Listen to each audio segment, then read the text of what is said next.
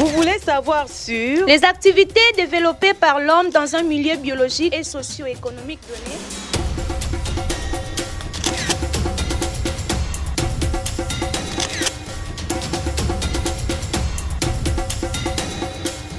La main verte, une émission dédiée à l'agriculture, au climat et à l'environnement.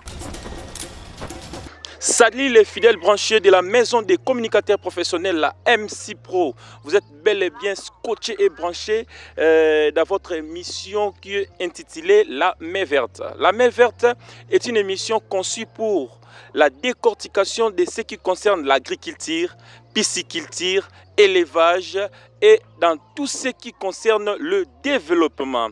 Nous sommes bel et bien dans la province du Congo central, précisément dans le territoire de Manzangongo, terre agricole. Aujourd'hui, nous allons descendre sur le terrain, nous allons voir une structure dynamique Fiston Lubaki. Fiston Lubaki, pourquoi Fiston Lubaki? Pourquoi la création de cette dynamique? Suivons. La main verte, une émission dédiée à l'agriculture, au climat et à l'environnement. Association des chauffeurs et des maraîchers de même morale avec les cultivateurs ASMC Namokuse, oui Kamamaka Epa président bienvenu Tommy Bilanga Bayamaki bureau provincial et dynamique Fiston Lubaki, y Azali ministre provincial et agriculture, pêche, élevage et développement rural. Bienvenue Tommy Bilanga Atalisi et Sengona Epoete, ba ministre Belé Baleka na kati ya province ya Congo central, ba tala makam na bango te, kasi ba beti maboko lokola ministre aye na ngamu na bango. Mokonzi ya solo musala na ye eza koluka solution pona pe ngai na kosa kabino te soki na lobi na bino likambu seke likambu wana eza ya solo soki tata nzamba pesi yo peuple ezali lipambo lipona yo toyambi bapaya bayaki komona ngai po ete bayebi ete ngai nalalaka na basali bilanga nalamukaka na bango. Mokonzi na biso atalaka makambo ya agriculture alingi koya kotala bino po bokutana pe boyeba na esengo te. Conseiller juridique ya dynamique Fiston Lubaki atalisi lolenge kani basali bilanga bakoki kobanda koyeba nini o esengeli basala na musala na bango. Po lelo tomona ba escroc bakoti mingi na domaine oyo bato bilanga bato balesaka biso me bazana ingratitude ya makazo zongisela bango babi la santé n'a pas de prix so tozo lia te na nzoto malamu te mais avec la santé ndeko sunga biso mbe bato na ba condition ni nango ba vivre nango alors tolingi to améliorer secteur wana. Nekaka gouverneur Grace Bilolo alobaki aza ya terrain pona kozala pene na population lolenge moko excellence Fiston Lubaki azo sala na kati ya province ya Congo central. Elobi cordon provincial ya dynamique Fiston Lubaki Xavier Sambu. Na yambo esengeli boyeba ete bauti kosala gouvernement esika epa ya gouverneur na biso Grace Bilolo. Na secteur ya likambo etali agricole, élevage, pêche, développement, bapesi yango epa ya mwana mboka Fiston Lubaki oyo ali kokamba ministère wana. Tobetele maboko.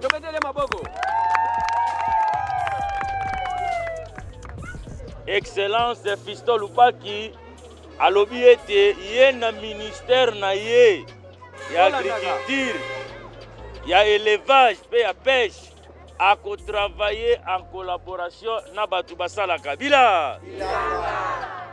Posa na biso ezali ete ministre de l'agriculture première descente na eto mboka oya kokiko kita ezala territoire ya Mbanzangu. Biso nde tokozala batu ya liboso otoko yamba ye.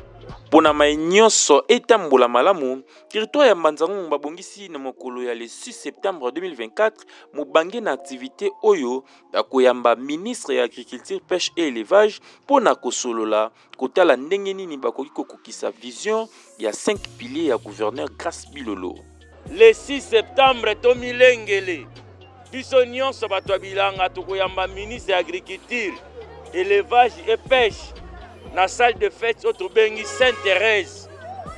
Tomi lengeleke malembe posa ekozala bino bomona ye pe amona bino pe botalisa ye pa posa na bino.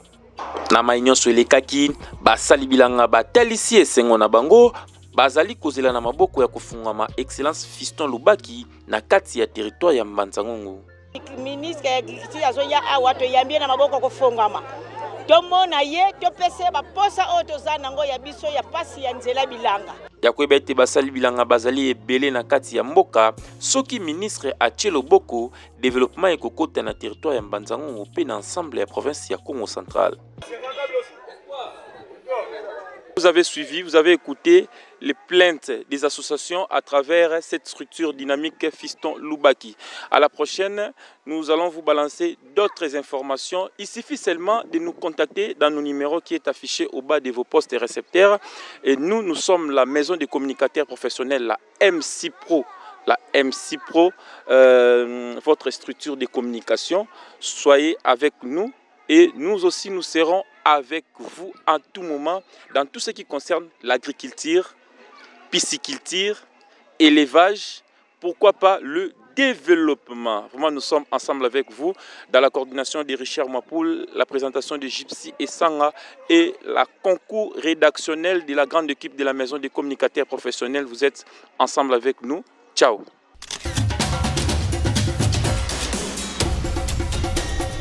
Vous voulez savoir sur les activités développées par l'homme dans un milieu biologique et socio-économique donné?